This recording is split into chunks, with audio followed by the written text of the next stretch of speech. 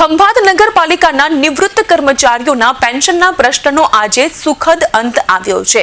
ખંભાત નગરપાલિકાની અંદર છેલ્લા 13-14 વર્ષથી નિવૃત્ત કર્મીઓના પેન્શનને લઈ વારંવાર નગરપાલિકામાં હોબાળો થતો હતો, ત્યારે કંટાળેલા નિવૃત્ત કર્મચારીઓ થાકીને હારીને હાઈકોર્ટનો આશરો લીધો હતો। ત્યારબાદ પણ કોઈ જ નિરાકરણ ન આવતા ખંભાતના ધારાસભ્યએ મુખ્યમંત્રીને રજૂઆત કરતા તેઓની સમસ્યાનો ઉકેલ આવ્યો છે, જેમાં અંદાજિત 396 જેટલા નિવૃત્ત કર્મીઓને 13 કરોડ જેટલી રકમની ચૂકવણી કરવામાં આવી।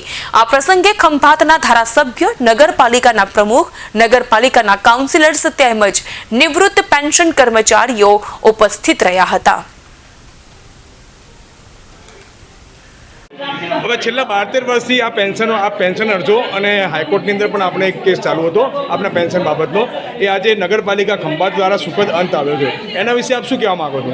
ખંભાત નગરપાલિકા તરફથી જે કંઈ પ્રયત્નો કરવામાં આવ્યા એમાં ઘણીવાર કોઈ વિક્ષેપ પડતા હતા અને કેસ લાંબો ચાલતો હતો। એનું કારણ કે મુદત પડે, વારંવાર જજ સાહેબના હોય, વકીલ સાહેબના હોય, પણ ઘણો લાંબો સમય થયો અને એનું જે નિરાકરણ માનનીય શ્રી ધારાસભ્ય શ્રી ચિરાગભાઈ, પ્રમુખ સાહેબ, દિગ્વિજય સાહેબ અને જે કંઈ આમાંથી જે કોઈ પ્રયત્નો કરેલા છે અને જેનું ફળ બને ખરેખર આનંદ આવે।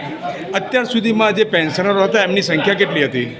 ખંભાત નગરપાલિકામાં કુલ પેન્શનરો ફેમિલી પેન્શનર સાથે લગભગ 398 જેવા 70-થી 98 જેવા લગભગ હતા।